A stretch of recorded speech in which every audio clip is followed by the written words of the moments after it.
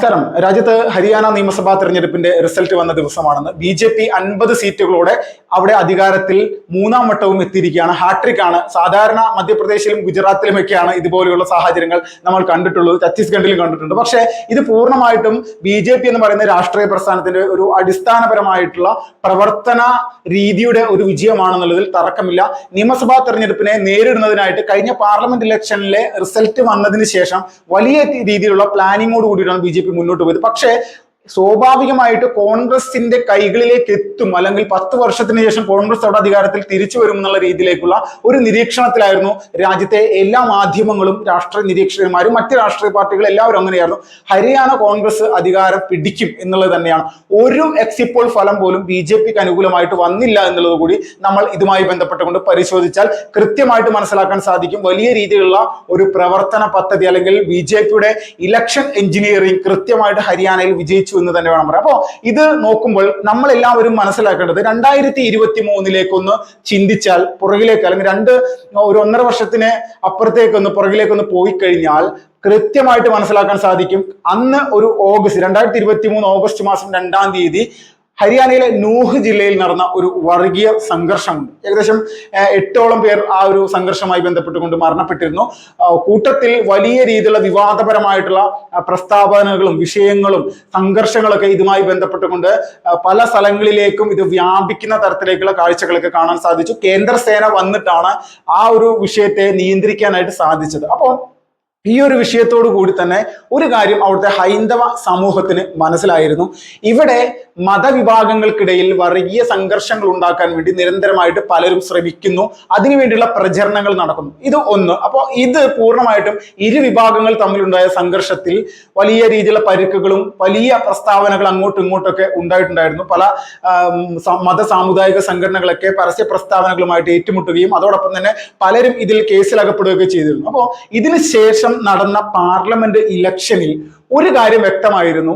പല ആളുകളും BJP സ്വാഭാവികമായിട്ട് വിജയിച്ചു പോകുന്ന മണ്ഡലങ്ങളാണ് ഈ 2014 മുതൽക്കേ തന്നെ ഹരിയാനയിലുള്ളത്. അപ്പോൾ BJP അവിടെ വിജയിക്കും എന്നുള്ള രീതിയിലേക്കുള്ള ഒരു ചിന്താഗതി പ്രത്യേകിച്ച് ഹരിയാനയിലെ ഹൈന്ദവ സമൂഹത്തിനുണ്ടായിരുന്നു. പലരും വോട്ടെടുപ്പിൽ നിന്ന് വിട്ടു നിന്നുകൊണ്ട് BJP ഇന്നലെ വിജയിക്കുമല്ലോ എന്നുള്ളൊരു കാഴ്ചപ്പാടോട് കൂടിയിട്ടാണ്. അപ്പോൾ മൂന്നാമത് മോദി തന്നെ എന്നുള്ള കാഴ്ചപ്പാടായിരുന്നു. പലരും വോട്ട് രേഖപ്പെടുത്താൻ പോലും വന്നിരുന്നില്ല. പക്ഷേ ഇലക്ഷൻ റിസൾട്ട് വന്ന സമയത്താണ് ഹരിയാനയുടെ അതിർത്തി സംസ്ഥാനമായിട്ടുള്ള ഉത്തർപ്രദേശിലും വലിയ രീതിയിലുള്ള തിരിച്ചടി BJPക്ക് ഉണ്ടായത്. അത് രാജസ്ഥാനിലും ഉണ്ടായി. അപ്പോൾ ഈ ഹരിയാനയിലും ഉത്തർപ്രദേശിലേക്ക് ഹൈന്ദവ സമൂഹത്തിന്റെ ഇടയിലുണ്ടായിരുന്നു. നരേന്ദ്രമോദി തന്നെ മൂന്നാമതും, അതിലെന്താണ് സംശയം? അപ്പൊ ഇതില് അവര് ആ ദിവസവും പണിക്ക് പോവുകയും മറ്റുള്ള രീതിയിലൊക്കെ നിന്നിരുന്നു. പല ആളുകളും BJPക്ക് സാധാരണ വോട്ട് ചെയ്യുന്ന കർഷകർ പോലും ഈ ഒരു വോട്ടെടുപ്പിൽ നിന്ന് വിട്ടുനിന്നു. പക്ഷെ ഇവർക്ക് ഇങ്ങനെ ഒരു തിരിച്ചടി ഉണ്ടാകാനുള്ള ഒരു സാഹചര്യത്തെ പറ്റി ഇവരാരും അറിഞ്ഞിരുന്നില്ല എന്നുള്ളതാണ്. ആ ആളുകൾ, ആ ഹരിയാനയിലടക്കം 2019 BJP വോട്ട് ചെയ്ത് വലിയ രീതിയിൽ വിജയിപ്പിച്ചവർ ഈ വർഷം നടന്ന പാർലമെന്റ് ഇലക്ഷനിൽ ഒരു വലിയ വിഭാഗം വോട്ടെടുപ്പിൽ നിന്ന് വിട്ടു നിന്നിരുന്നു. ഇവർ ഈ നിയമസഭാ തെരഞ്ഞെടുപ്പിൽ BJPയെ വിജയിപ്പിക്കാൻ വേണ്ടി തിരിച്ചെത്തി. ഹരിയാനയിലെ ഹൈന്ദവ സമൂഹത്തിന്റെ ഒരു വലിയ രീതിയിലുള്ള ഒരു ഒരു കെയറിങ് അത് BJPക്ക് അവിടെ ലഭിച്ചു എന്നുള്ളത് തന്നെയാണ് ഒരു യാഥാർത്ഥ്യം. ഇതിനിടയിൽ ഇത് കൃത്യമായിട്ട് അല്ലെങ്കിൽ ഇങ്ങനെ ഒരു മുന്നേറ്റം ഉണ്ടാകുമെന്നുള്ള ഒരു സാഹചര്യം കോൺഗ്രസ് നേരത്തെ കൂട്ടി മനസ്സിലാക്കിയിട്ട് അവർ എന്ത് പറഞ്ഞു?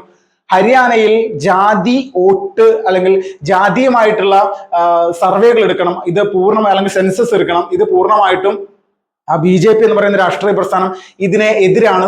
സാധാരണക്കാരായിട്ടുള്ള ആളുകളുടെ പ്രശ്നങ്ങൾ പരിഹരിക്കാൻ വേണ്ടി BJP ഇവിടെ ഒന്നും ചെയ്യുന്നില്ല എന്നുള്ള രീതിയിലേക്കുള്ള നിലപാടുകളാണ് അവരെടുത്തത്. അപ്പോൾ ഇത് പൂർണ്ണമായിട്ടും കോൺഗ്രസിനെ സംബന്ധിച്ച് അനുകൂലമാകാനുള്ള സാധ്യതയാണ് എന്നുള്ളതായിരുന്നു കാഴ്ചപ്പാട്. ഇതിന്റെ ഭാഗമായിട്ട് ഇവർ അവിടുത്തെ പ്രബല സാമുദായിക വിഭാഗമായിട്ടുള്ള ജാട്ട് കർഷകരാണ്. ജാട്ട് വിഭാഗങ്ങളുടെ പ്രതിഷേധം ഒരുപാട് തരത്തിൽ കർഷക സമരവുമായി ബന്ധപ്പെട്ടുകൊണ്ടുണ്ടായിരുന്നു. ഇവർ വലിയ രീതിയിൽ അവിടുത്തെ ഗ്രാമാന്തര ഹിസാർ പോലെയുള്ള പ്രദേശങ്ങളിൽ അടക്കം തെരുവുകളിലേക്ക് ഇറങ്ങി ഗംഭീരമായിട്ടുള്ള പ്രചരണ പ്രവർത്തനങ്ങൾ നടത്തി.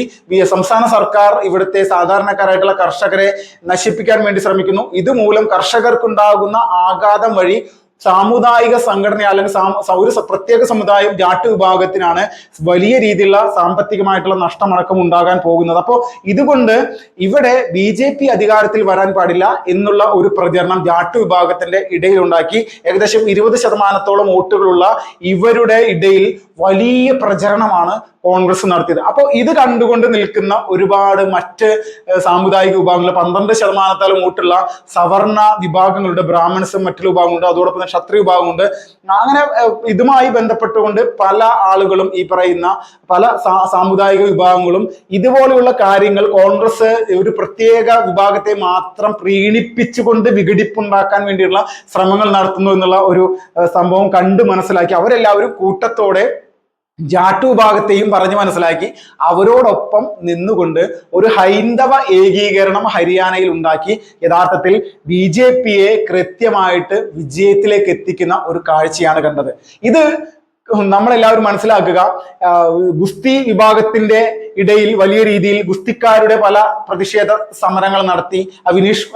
വിനേഷ് ഫോഗട്ട് അവരിപ്പോൾ വിജയിച്ചിട്ടുണ്ട്. 6150 വോട്ടുകൾക്ക് അവർ വിജയിച്ചിട്ടുണ്ട്. സ്വാഭാവികമായിട്ട് അവരെ ജനങ്ങൾ സ്വീകരിച്ചിരിക്കുന്നു. എല്ലാ വിജയവും പരാജയവും നമ്മളെല്ലാവരും അംഗീകരിക്കുന്നുണ്ട്. പക്ഷേ BJP അതിനിടയിൽ പോലും കൃത്യമായിട്ട് തങ്ങൾക്ക് വിജയ സാധ്യതയുള്ള ബാക്കിയുള്ള മണ്ഡലങ്ങൾ കൃത്യമായിട്ട് ശ്രദ്ധിച്ചുകൊണ്ട് ആ വിജയം പൂർണ്ണമായിട്ടും തങ്ങളുടെ കൈവശപ്പെടുത്താനായിട്ട് അവർക്ക് സാധിച്ചു. അപ്പോൾ ഹൈന്ദവ ഏകീകരണം എന്നുള്ളത് നശിപ്പിക്കാൻ വേണ്ടി ഇവിടെ ജാതീയ സെൻസസ് കൊണ്ടുവരിക, അയോധ്യയിലടക്കം BJPക്ക് പാർലമെന്റ് ഇലക്ഷനിൽ BJP എങ്ങനെയാണോ പരാജയപ്പെടുത്താനായിട്ട് കോൺഗ്രസ് ശ്രമിച്ചത്, ആ റൂട്ട് കൃത്യമായിട്ട് അവർ ഹരിയാനയിലും പയറ്റാൻ നോക്കി എന്നുള്ളതാണ്. ഇത് ഹരിയാനയിൽ പയറ്റിയാലും ഇല്ലെങ്കിലും തങ്ങൾ അവിടെ വിജയിക്കും എന്നുള്ളൊരു കാഴ്ചപ്പാട് കൂടി കോൺഗ്രസിന്, ആ ഒരു അഹങ്കാരം കൂടി വന്ന സമയത്ത് BJP ഇതിനെ കൃത്യമായിട്ട് മുതലെടുത്ത് അധികം ഒച്ചപ്പാടും ബഹളമൊന്നും എടുക്കാതെ 2 പ്രവർത്തനങ്ങൾ കൃത്യമായിട്ട് നടത്തി. ഒന്ന് ഇലക്ഷൻ പ്രവർത്തനവും, 2 പാർട്ടിയിൽ മെമ്പർഷിപ്പ് എടുപ്പിക്കുന്ന പ്രവർത്തനവും. ഇത് രണ്ടും ഗംഭീരമായിട്ട് BJP നടത്തിക്കൊണ്ടിരുന്നു. BJP ഇത് ദേശീയ തലത്തിൽ തന്നെ പ്ലാൻ ചെയ്തു. ഈ ഇലക്ഷൻ നടക്കുന്ന സമയത്ത് തന്നെ പാർട്ടിയുടെ പ്രവർത്തകര് ഒരിക്കൽ കൂടി സജീവമാക്കാൻ വേണ്ടിയിട്ട് അവർ ഗംഭീരമായിട്ട് ഇലക്ഷന് സമാനമായിട്ടുള്ള സമയത്ത് തന്നെ ഈ തങ്ങളുടെ മെമ്പർഷിപ്പ് ക്യാമ്പയിന്റെ പ്രവർത്തനങ്ങൾ തുടങ്ങി.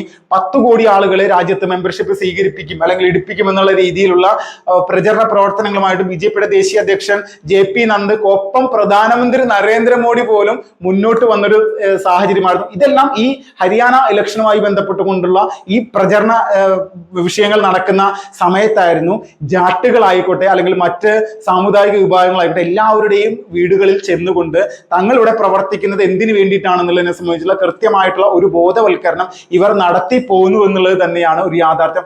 ഇത് കണ്ട് മനസ്സിലാക്കാനുള്ള ബുദ്ധി വൈഭവം രാഹുൽ ഗാന്ധിയുടെ കൂടെ നിൽക്കുന്നവർക്കില്ല.